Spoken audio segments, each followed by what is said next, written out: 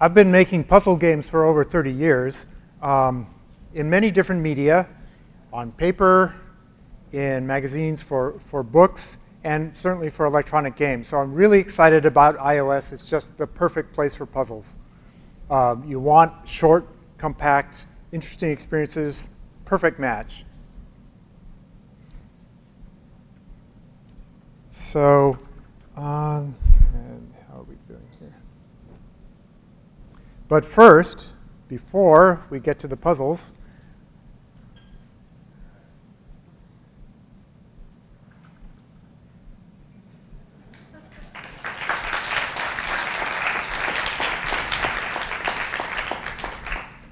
only took me 30 years to deliver that one. Glad to see Bill again.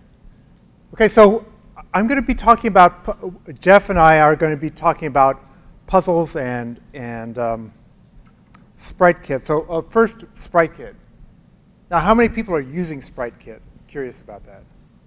Okay, some of you, it's something that you should all know about. It's a 2D graphics library for games. It's built into iOS 7, so if you're a developer, you have it. The way to understand its significance is to look at its competitors. Before SpriteKit, the common ways to do graphics, the two top ways were Unity and CocoaS 2D. Of course, you can still use them. They have some trade-offs. Unity is very popular. It's a 3D engine, though, so for a lot of applications, it's overkill. It can take a long time to load, stuff like that. CocoaS 2D is a 2D platform. It's not from Apple. It's very capable, and if you look at SpriteKit, you'll see that it looks a lot like CocoaS 2D. But since it's not from Apple, it's not always current. SpriteKit is sort of the way to go now. Developers are adopting it very quickly. So we want to show you SpriteKit in the context of doing game design. I'm going to talk about the game design half, and the little laboratory we're going to look at is what I'm calling games on a grid. Puzzle games that you play on a very small square grid. And the good news is these things, as Jeff mentioned, or as Tim mentioned, they're very easy to program. Doesn't mean that it's easy to design a good game, but it is easy to get started. That counts for a lot. And there's lots of rooms to do new games. If you think this space has been already explored, that's not true at all. The new stuff's coming out all the time. And you'll see some of that later. So I'll talk about game design. Jeff's going to follow me. He'll talk about how it's programmed. And he's done the best thing possible, which is he includes some sample code with his talk that you can get after the presentation. So let's talk about the elements that go into a game on a grid. Consider Bejeweled, the game that started the casual game revolution. So it's really made of four things: a grid, some pieces that go on the grid, a rule or a gesture for changing the state of the grid, and a goal. Every game on a grid is made up of these four elements. And let's drill down on it a bit. The grid size for a mobile game typically is between 4x4 and 10x10. 4x4 is, of course, really easy. It's really easy for your fingers to hit the buttons, but there aren't very many, combinatorially, there aren't very many possibilities, so it's hard to get a good game out of that small a grid. 10x10 is about as high as you can go and still be able to hit it with your fingers, though that's getting a little dicey. That's about the spacing of the keyboard on an iPhone. Usually, most games are in this sweet spot in the middle, 6x6 to 8x8. Pieces. Different games have different numbers of types of pieces on the board. The least you can have is just one piece or nothing. Bejeweled has 7 different types of pieces. Some games have more, and some pieces, one example has pieces that span more than one square. There's a lot more you can do with that as well. Gestures. Four gestures that show up a lot in puzzle games are tap, swipe, which is just, you don't care about the distance, you're just moving in a direction, drag, where you're going from one place to another place, and draw, which is drawing a more complex path, following a more complex path. And finally, what's the goal of the game? There's two basic types of puzzle games. Endless games you play forever until you lose. Gee, that sounds kind of depressing. But Bejeweled and Tetris was that way. It's go until you fail. So I think one of the best innovations in Tetris was and Bejeweled is they have sprint modes where you play for 2 minutes. So you play for score. That's a different type of goal in an endless game. The type I usually focus on, personally, is solvable puzzles. That's the traditional definition of a puzzle, is you work until, aha, I got it. Now you don't want to play the game again. You go on to the next puzzle. So let's look at some examples. We're going to step through these. I've organized it by the type of gesture. So what can you do with tap? The most basic game you can do with tap, is a brilliant game, was originally called Lights Out. Here, Lights Off was an iPhone version of it. Tiny grid, 5 by 5, one type of piece, or the lack of a piece. So really 2 states. And they're puzzles that you can solve. It was the very first iPhone game, still available. And here's the rule. If you tap any button on the board, it toggles the state of that button and its 4 neighbors. So all 4 of these are going to toggle. This is what, so it goes from that to that. And your goal is to turn all the lights out. One thing I love about this game is the 2-word title is the instructions.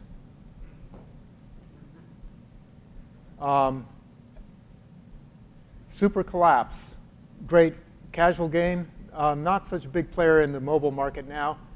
Larger grid, more pieces, but it's still tap. So what happens when you tap a piece?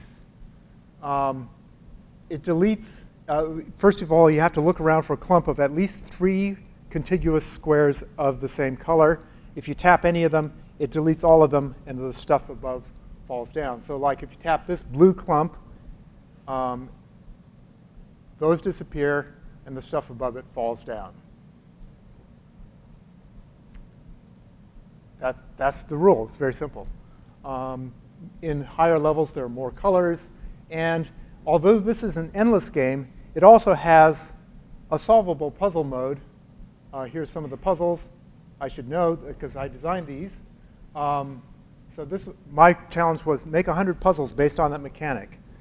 So in the solvable mode, new pieces don't keep on falling down the board. You have to clear the board from the ones you have. And you can see that each one makes a coherent picture. My goal as a puzzle designer is make each puzzle individually an interesting, memorable experience that not only looks nice, but has a bit of strategy in it. Near the right, you see a face. It has 3 red areas. 2 of them are easy to delete if you touch them, but if you do that first, then you're out of luck, because the 3rd area only has 2 squares, and you're never going to be able to get rid of that. So you have to join those. That's a bit of strategy. Next gesture, swipe. So Bejeweled is and Candy Crush are the big, Match 3 games are the big example here. Larger grid, 8 by 8, quite a few different colors here, 7. The folks at PopCap had to work very hard to make sure that these 7 different jewels could all be individually identified, even by colorblind people. It's an endless game. One thing that they worked very hard on is the power-ups.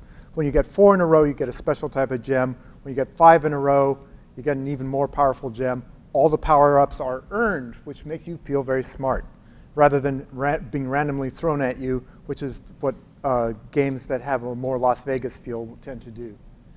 I'm fascinated by this game. You feel smart. Oh, I found a move. Oh, I found a move. But actually, it's much more like a slot machine. It's quite random. I'm amazed that a game can do both of those things at the same time. Candy Crush, huge hit, of course, taking over the world. I put the TM because of, you know about that. So Same mechanic, and they just poured every possible trick in the book. It's a case study and all the things you can do to enhance a basic mechanic.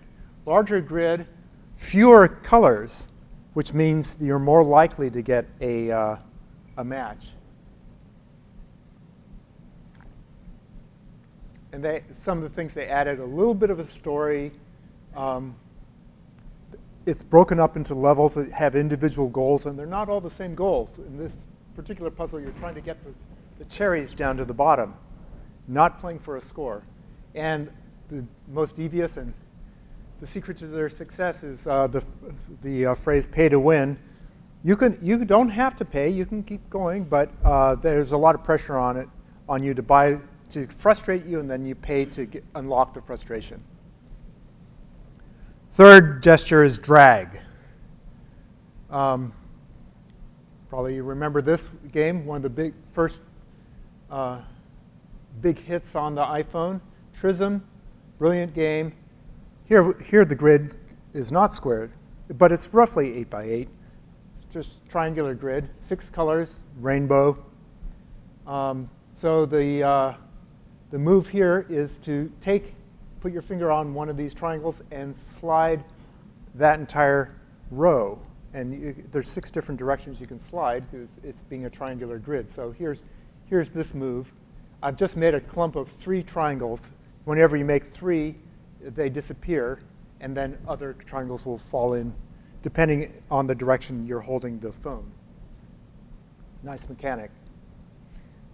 Another slide game, and it's interesting to think about, these are the same mechanic but used to different effects, is Unblock Me. Small grid, only 6 by 6, but it has more complex pieces because they're shaped, 1 by 2 or 1 by 3 rectangles. It's based on a physical game called Rush Hour, which is a huge hit in the physical toy space. I think this is one of those physical games that it's even better on a phone or on a screen because you can reverse the moves, and it's just really, it feels nice in your hand. So the rule here, sliding block puzzles have been around for a long time. The innovation in this mechanic is that the blocks don't slide in all directions. They only slide in the long direction. So like if I put my finger on that green dot, I can slide it down, but I can't slide it to the side. The goal is to get the red block out where that arrow is. Brilliant mechanic. The last gesture is draw, complex path. I'm going to show you 3 examples, and it's interesting to think about them being all sort of equivalent in some sense, because they feel very different. Dots. Huge hit, new game. This one inspires me this feels like it could have been around forever, but it's a new game, so there's new stuff you can do. The basic gesture is to draw a path with your finger that goes through dots of the same color. They have to be connected horizontally or vertically. So, for instance, I can draw through those 2 blue dots and then across this way. And when I do, they all disappear. And like in all these games, the ones above it fall down, and new stuff falls down. There is a power-up in this game, or a special move, which is to complete a square. And I've got a square in that upper left corner, so here I'll draw through it. And when I do, all the purple ones disappear and everything falls down. It's very exciting. I read one of the helps, a website that gave hints, and they said it's all about the squares. Completely different use of draw is this very familiar game, Boggle. It's based on the physical game. The smallest grid of any of the games here, 4 by 4, but that's because there are a lot of pieces, 26, all the letters of the alphabet. This is another physical game that works even better on a phone. The physical one, the letters may not be right side up. Here, the active swiping just feels fantastic. So you can swipe horizontally, vertically, but also diagonally. The swipe can even cross itself. Here's the word lander. If I started at the S, I could have gotten slander. And you see how many words you can get in 2 minutes. This version from Zynga includes point values for the letters, so you go after the more difficult letters. That's a little different from the physical version. finally, Flow Free. How many people have played this game? Curious about it. This is a mom and pop shop, sort of the opposite size organization from Zynga. And it's huge. It's way up there on the charts in paid apps. And it doesn't have candy, it doesn't have flying birds. It's a purely abstract game, and it just feels fantastic on the phone. The grid size I put up, 8 by 8, it goes from very small to up all the way up to 10 by 10. The number of colors varies depending on the board. So this is based on a paper and pencil puzzle. Your goal is to connect all the pairs of dots that are the same color by drawing paths.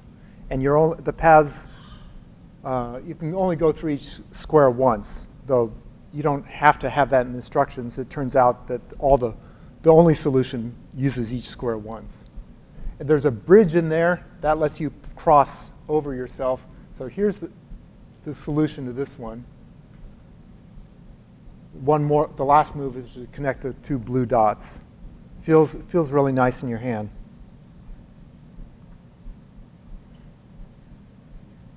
And it's just one mechanic. Higher levels have bigger grids. There are other things you could do. You could do a triangular version. That does exist. So I'm going to end by talking about some of the things to keep in mind. If you want to pursue this is a great space. Games on a Grid. I'm planning to start counseling the Boy Scout Game Design Merit Badge. Yes, there is one now. And I would love to give people a sandbox, very much Bill Budge style, for building these types of games, because it's a very rich space with very, very simple elements. So if you do want to build this type of game, start by looking at a grid and saying, well, what could I do with it? That's, I think, how some of these games started. It's like a writer facing a blank page. And this is, as a puzzle designer, this is a lot of what I do. I say, what else can I do with this grid? And it's not 10 answers, it's thousands of answers. There's a whole book of hundreds of variations on just tic-tac-toe, and that's on a 3 by 3 grid. And some of the variations are very hard. Then think, what gesture do I want to use? And it has to feel nice on your hand, and what will it do to the board? How will it change the state of the board? By the way, one of the games I just showed you did not change the state of the board when you took a gesture. Which one was it? A little puzzle for you. Then build the game, see how it plays. It'll often be a little bit monotonous. You may want to add some power-ups, but don't be conservative, or special moves, but be conservative. Unblock Me is made with just one mechanic. There's no special moves, and it's a very rich game. Put the puzzles in a sequence that's compelling. Starts by teaching you the rules, ideally by playing, not by reading, and takes you on a journey, puzzle by puzzle. Candy Crush does a good job of that. And finally, polish the presentation. You'll see that a lot of these games were abstract, and they're doing very well on the App Store. So it doesn't have to have a character or a big story, but it does have to have a very refined user interface that feels good. I just played a variation on dots by a competitor trying to cash in on the same mechanic, and it feels terrible. It's really instructive to see the same game with an untuned UI. Okay, so thank you very much. That's Games on a Grid.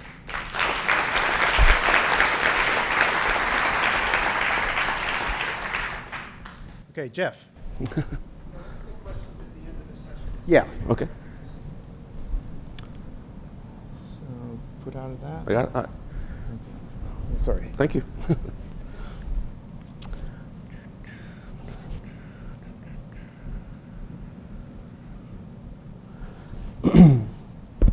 Hello, my name is Jeff Ruediger, and I've only been making games for 16 years, not like Scott, who's well veteraned at 30. I've had the opportunity to work on many different IPs, from Age of Empires to some of the Halo games, and most recently my company helped create Temple Run 2. So today we're going to talk about how to take some of the ideas that he talked about and put them to paper, to code.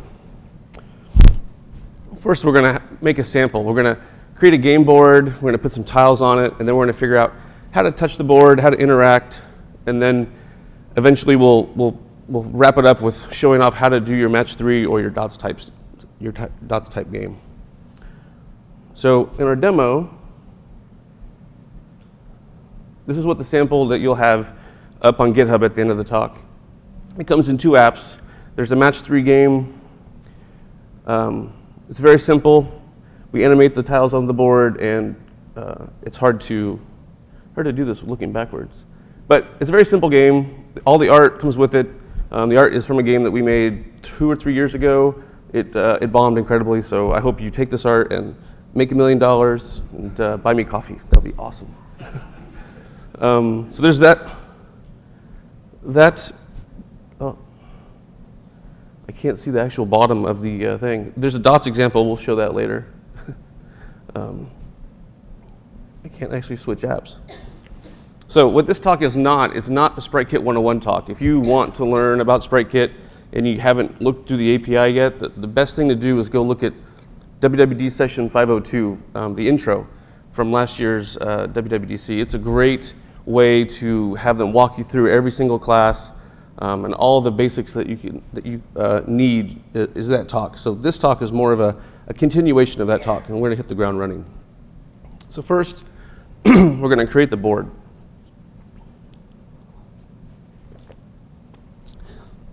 So this is our scene. Our scene starts with one scene with 2 root nodes. One's a background node and one's a grid node. Both of these nodes are the basic building blocks in SpriteKit. They're called SK nodes, which means they have position in the world, but they don't have any properties to allow them to draw themselves. And off those SK nodes, we're going to hang images. We're going to hang sprites. We're going to hang some of our game tiles, and we're going to hang the cloth images. So here's our game board. We have one cloth image that we're going to repeat over the entire play surface.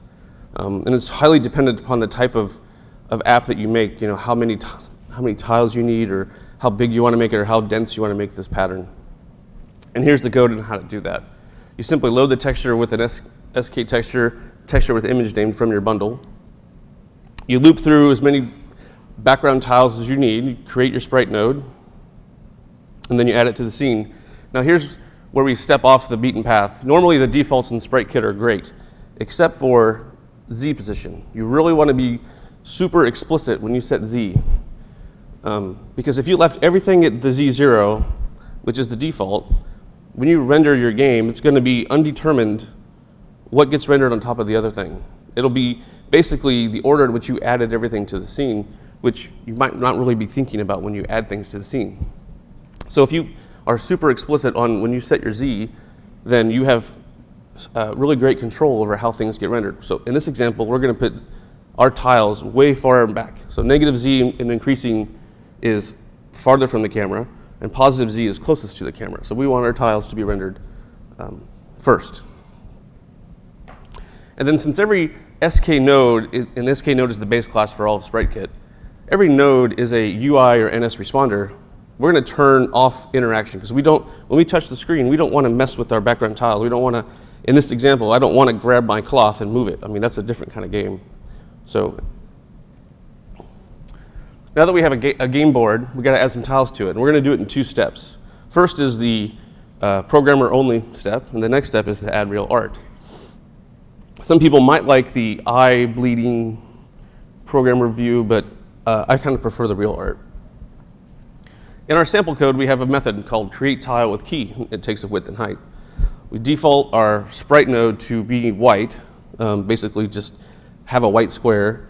We set our Z to 1 because now since these are tiles, we want them to be in front of the background tiles. And again, we don't set it to 0 because we want to be really explicit on how these tiles get drawn and when they get drawn.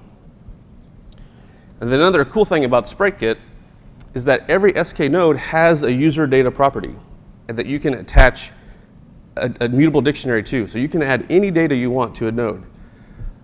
So when we touch the tile later on, we want to figure out, well, what kind of tile is this? Is it an apple, or is it a blueberry, or is it a kiwi?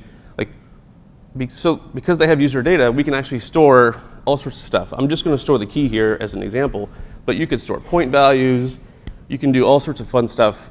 It's also SK nodes also conform to NS coding, so you can save this and reload it, and the data persists, which is really nice.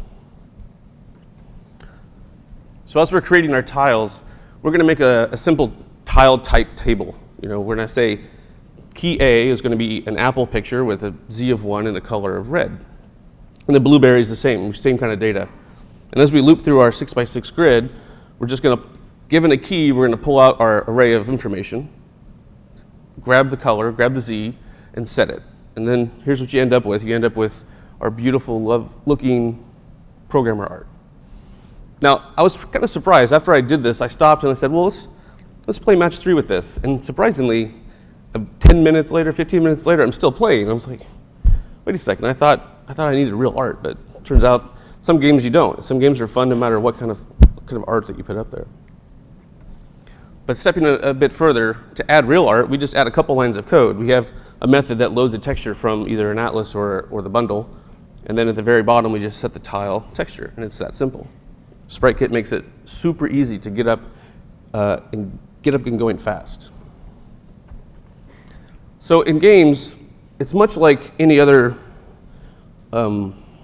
domain in that you have certain kind of rules. In the RESTful world, you have the CRUD. You have the create, read, update, and delete. In games, game programmers like to be a little less formal. They, instead of delete, we're going to say blow up every single time. We're never going to say delete. Delete it's not inspiring to just kind of say follow the API. But it's the same thing. You still have to touch your model, add it, move it, delete it, blow up, what have you. So now that we have our tiles, we're going to touch the screen, and we need to figure out what we're touching and where we're touching. The first thing we're going to do is our scene is a UI responder, so it's going to respond to touches began. We'll get a touch, and we can actually say in the API, give me my location within myself, which is the scene, which is the world. So we have a world location. And given that world location, we can then say, hey scene, give me what I'm touching. Give me one of the children that I'm touching. And you might get back a game tile. You might get back a background tile if we had set the user interaction to be disabled. And so now that you have a touch and a tile, you have something to do. Now we need to do it, right? And how are we going to do that? We do that with SK actions. SK actions are basically a simple way to change node state or game state over time. It's a lot like core animation. The API provides you a lot of built-in functions like move to, move by, rotate, scale, a lot of easy things that you can do, little like micro blocks of code basically. They also provide you a custom way to do anything over time. You can say, with this node, do this block of code over this amount of time, and they'll call you back every update, and you can do anything you want. That's where all the gameplay happens. And they also support completion blocks, which is great because at the end of an action, you want to know, hey, we just moved this tile over here. We need to do something with it. And here's a quick example. A move action that says move to this board location at a short period of time. And you can create all these actions at the dawn of time. They're not stateful. You can create a bunch of pre-canned actions and motions. You can either do it on the fly or you can do it at the dawn of time. So in the match 3 example, when you move your tile to the right and you don't have a match, you want it to snap back really quick. And so this is an example of how you do that. We have our first move action, and then we take another action and we say move back to where I currently am, and then create a sequence action. So actions can be chained together in series, or they can be all fired off in parallel, or you can mix and match and do both, which makes it extremely powerful, and it's kind of up to your imagination on what you want to create and what you want to do with that stuff. So here's how you would actually apply an action to one of those nodes. You have the node that you touched. You say, hey, move, and then at the end of this move, call me back and let me do something. So in this case, we're going to remove it from the scene because it's a match, right? So we'll remove it. And then you can also do all your gameplay stuff can happen here. You can update your score, play particles, play sounds, save your score to the net, stuff like that. You can also do animations with actions. They provide you an API that takes an array of textures, which you turn in, an array of strings, which you turn into textures. which is a very simple API. I didn't include it in the slide, but it's in the sample. And then with this array of textures, you can create an action that is basically a flipbook animation. And you say, play it, play every frame, 1/30th of a second in this case, and at the very end, restore the original sprite. So an example of how we would use this is we have our tile, we've moved it, and now we say, hey, run the bomb animation, so take this blueberry and blow it up, and then at the very end, remove it from the scene. So to wrap it up and take all the building blocks that we've built so far, match 3 is a simple, on touches began, you'll take one finger, and you'll remember one touch, and you'll figure out what tile you're touching. And then on touches moved, you only listen for the current touch that you really want to, that you did in touches began. You move left, right, up, and down to determine which direction you need to look, and then you swap those tiles in your data model, or your game board, or however you want to call it. And then after you've switched those tiles in data, you can search for the matches. And then once you've got the matches, you can add all those tiles that need to be removed to an array. And then when you let go, you can remove all those tiles, move all the ones down the board, add new ones, and add the score up, all with the SK actions that we just talked about. Now in the dots example, it's fairly similar to match 3. The touches began is exactly the same. We touch the screen, we get the tile, and then on touches moved, we start asking every time we move, we have a list of tiles that we have collected so far. Is this tile that we're currently on in my list already? If it's not, then it needs to conform to your gameplay rules. In dots, the rules are, is this tile within one space of my last tile added? Is it the same type of tile? We'll look at the user data and say, is this the same type? And then we throw the ones on the floor that we don't need. We also have a Boolean around that says, our current move is either valid or invalid. For example, if you do blueberry, blueberry, you're still valid, and then you swipe over to the apple, you're no longer valid. So when you let go, if you are not valid, then you do nothing. But if you are valid, then you have a valid move, and the tiles in your array are great. You pop them off the board, you add the score, and then there's your loop, and then you have your gameplay. So there are two talks that you should look at when getting your feet wet with SpriteKit. The intro, the 502, and then the session 503, which is more high-level, in-depth dungeon crawler game that they showed off at WWDC. Those are both great ways to get going. The sample that we have is up on GitHub. It's meant to be a sandbox that you can explore and push and tear down and rebuild and do anything you want with it. It's not, I'll air quote it, it's not production ready. Probably has some bugs. But all the art that you saw there is in the game, in the sample, and it's free to use. So, thank you.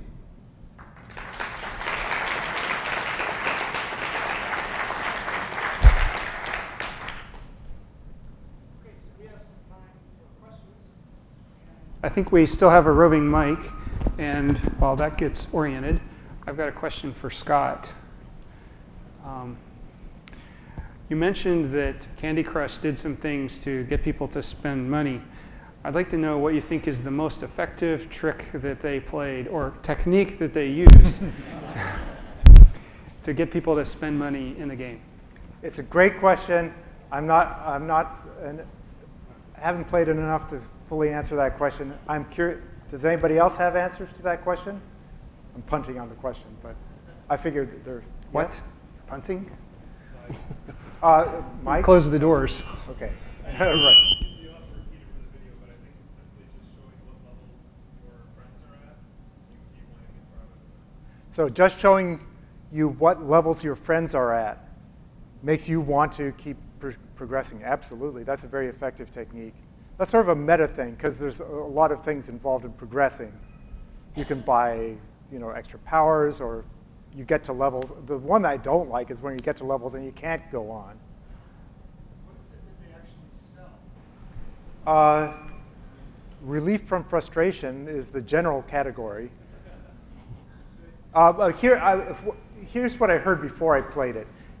you start off, it's a game of skill. You feel really good about yourself. It over-rewards you with these gigantic skills, scores, and huge cascades. But as it goes on, it gets harder and harder to build. It changes from a game that you can master to one that gets harder and harder to master. So you start feeling bad about yourself. So do you buy like fewer colors? I mean, you had some dimensions of the games. So there are special moves that you can either earn. The key thing is you can earn them or you can buy them. And some things are like, it also gives you timers. It's like you can't play the next level for 30 minutes, but you can buy your way past it.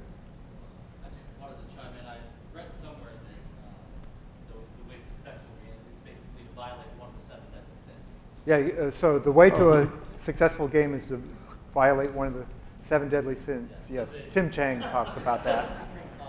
So I was just looking at greed is one, pride would be another, because you want to outdo your friends, or as you were saying, Greed, pride, yeah. They make you feel great, then they make you feel horrible.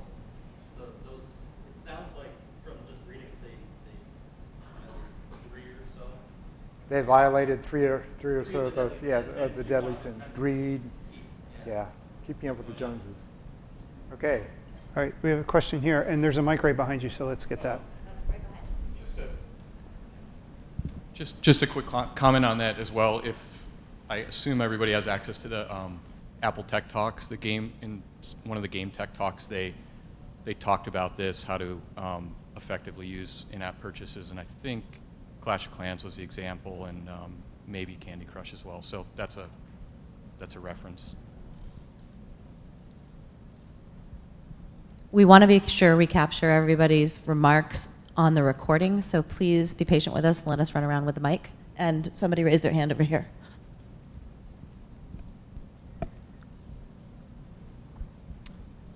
Hi. First, I just wanted to elaborate on someone asked about how Candy Crush makes so much money. And I think part of that is just they ask for money at the right time. Like it's very important when you surface that. So they don't bombard you with requests for, buy this, buy that until you're on the cusp of victory and like you just lost. But then like they dangle this thing in front of you for like $1 and then you can win. But I do have a question.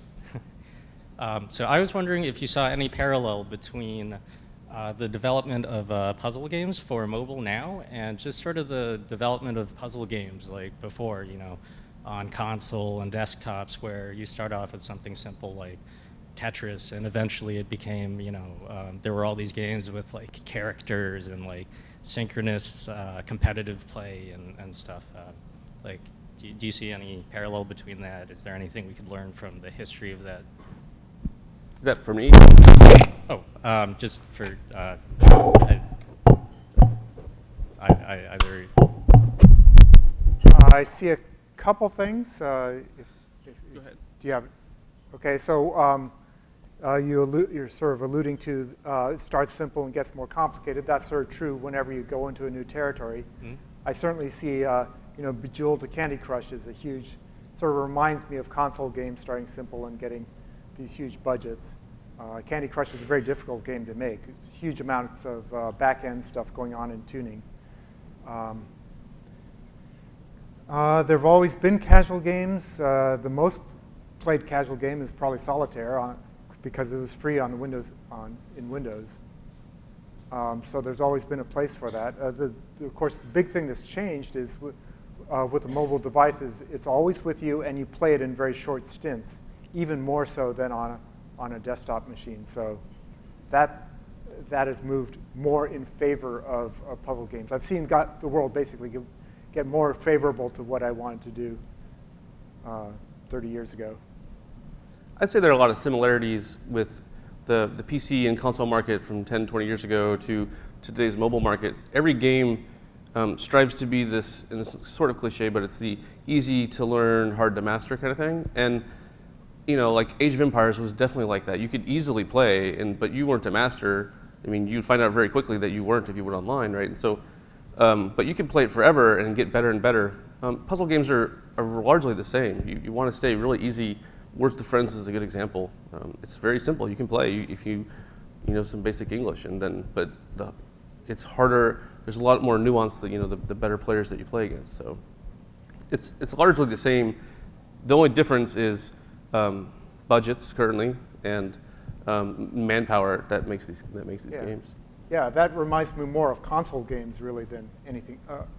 Arcade game machines, which have a very short amount of time to hook you, more than if you bought a big, PlayStation title and you paid $50 for it. You're invested in a different way. I have someone close to me who says that it's not a real game unless you play it with somebody else. So do you have any thoughts on the social aspects of games? And maybe this is a question about, just to ask you to talk about the different value that games create. So there's personal entertainment, there's relationship building, maybe there's education.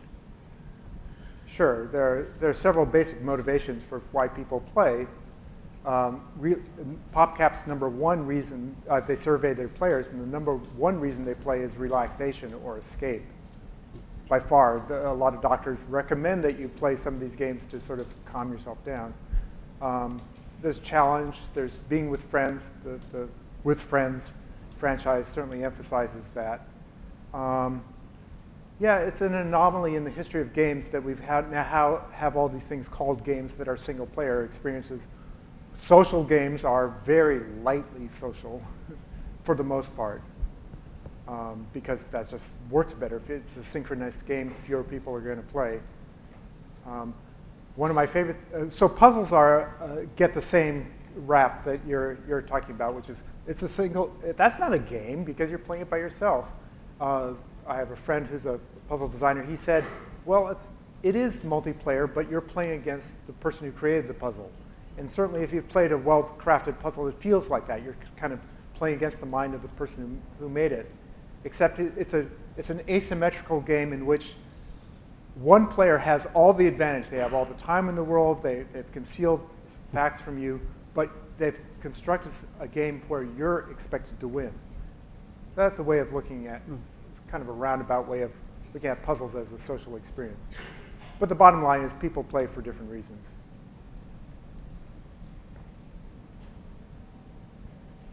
Yeah, I would agree with that. I think I would disagree with your friend who says that games need to be played with somebody else. Largely, a lot of games are played single player.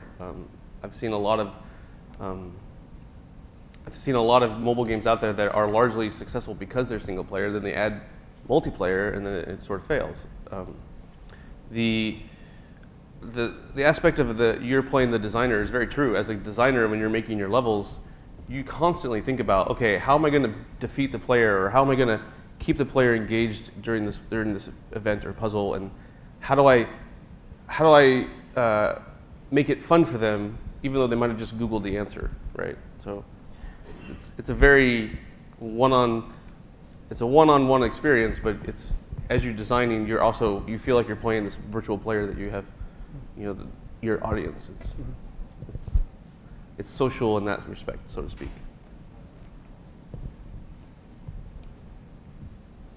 We got a microphone coming. It's coming.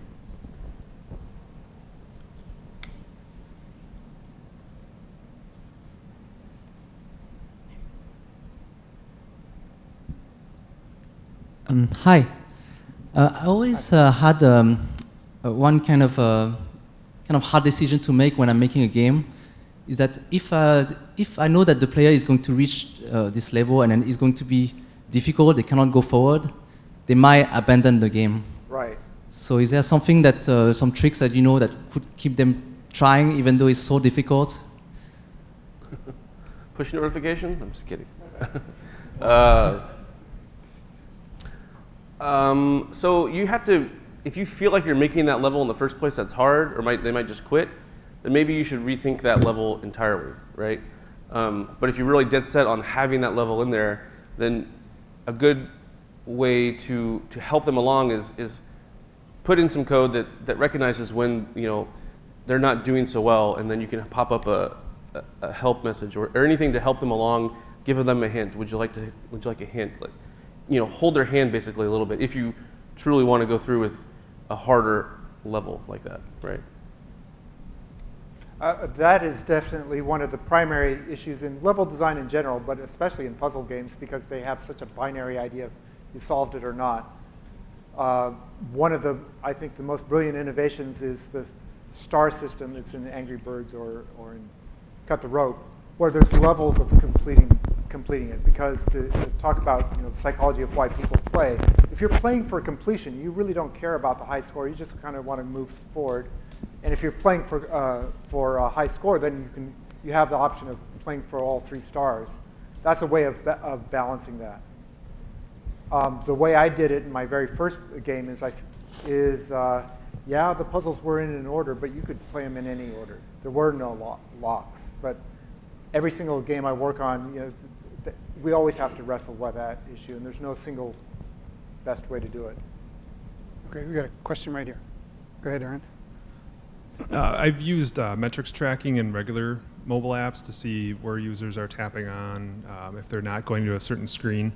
Have you used metrics in your games to determine if something's not as fun or if people aren't discovering features? And do you use that in future iterations or redesigns of games?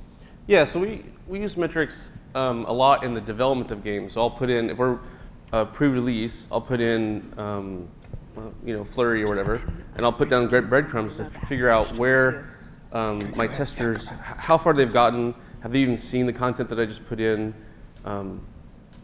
and sort of figure out where people are spending the most time in the game as we're leading up to development. I take all that stuff out at release, only because I'm not super gung-ho on like tracking everybody's movements and stuff like that, so it's not really fun to do. And honestly, if your game goes ballistic, like you do a Temple Run 2, you're never going to go back and look at all that data. I mean, you're just not. You're going to be spending time on the beach.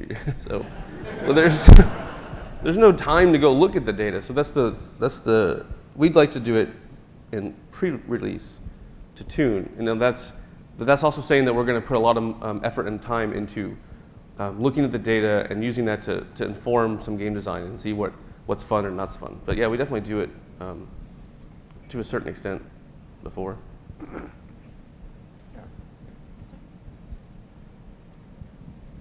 Yes. Question about really just puzzle design, separate from making money with it, but making puzzles that are particularly fun. One of the greatest challenges I find is difficulty, something that I think of as being very challenging. They get instantly. I thought it was going to take them. I wanted it to take them a while, and they get instantly. Or things that I think, oh, they'll just come along, and then they're totally stuck forever. Right. Is that only experience, or are there ways to really learn how to make things a certain difficulty? Well, that's the hard question. But I do have an answer to that one, which is computer games in general have this idea of progressive levels. That allows you to have a very hard problem, but build up to it so that by the time you get there, you're doing something hard, but you've learned all the techniques along the way. I've started pulling that back into physical toys and magazine puzzles. Now when I do a magazine puzzle, I always include a series of levels. You can skip to the hard one if you want. I think that's my favorite way of resolving that problem. So I have a question for both of you. We might start this with Jeff. What signals do you use, or information, or guidelines, to make a decision about whether to keep working on a game that may have potential, but it's bogged down, or switching to something totally new and trying something different? It's very difficult, right? It's hard. We're going through this on a daily basis right now. So one thing I would look at is if you make a build of your game and you throw it up on test flight, first build you make, typically everybody installs it, plays it for a few minutes. And then over time, you've made a lot of changes, you've made a new build, and then you put up a new one, and half the people install it, right? So you can see a trend of, and these are like your trusted family and friends, right? These are people who you're reliant upon to like give you honest feedback, which, by the way, family will never give you honest feedback. Always go the opposite. So it's, if your friends and family have stopped installing the game, then that should be a huge red flag. And then you have to make the hard call of, look, I've sunk all this money into this project. What do we do? Do we chase it and turn it around and redesign, or we, just stop and go on to something new? So it's a very hard thing to go through. But I would look at your app install, your usage from your beta testers. And if you're not doing test flights, you're not doing betas, then how many times, when you sit down to play your game, or when you sit down to use your phone and play a game, is your game that you just made one of the first 5 that you want to play? Is it the first one? Is it not the first 5? Like, that should be a clear indication of how you feel about it. Right? Are you still addicted to Candy Crush that you can't actually play your game? Right? A lot of people use the opposite information as, well, my game is really sucking right now because I don't have the right art, or it's not fun yet, or I don't have the right features in. So you keep playing Candy Crush or your favorite game, and then eventually you'll notice a day where you're like, oh, well, you know what? I haven't played Candy Crush in a week because I keep playing my game. And then okay, you're going somewhere. Right? I think what concerns me is that could be misleading. I can make games that entertain me, and I find that doesn't always translate to others.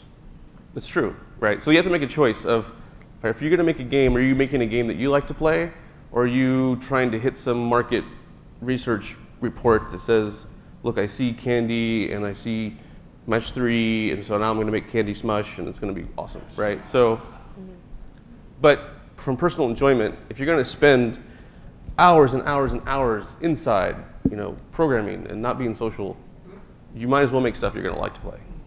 So. Okay, we could take one more question. This is free consultation, so take it.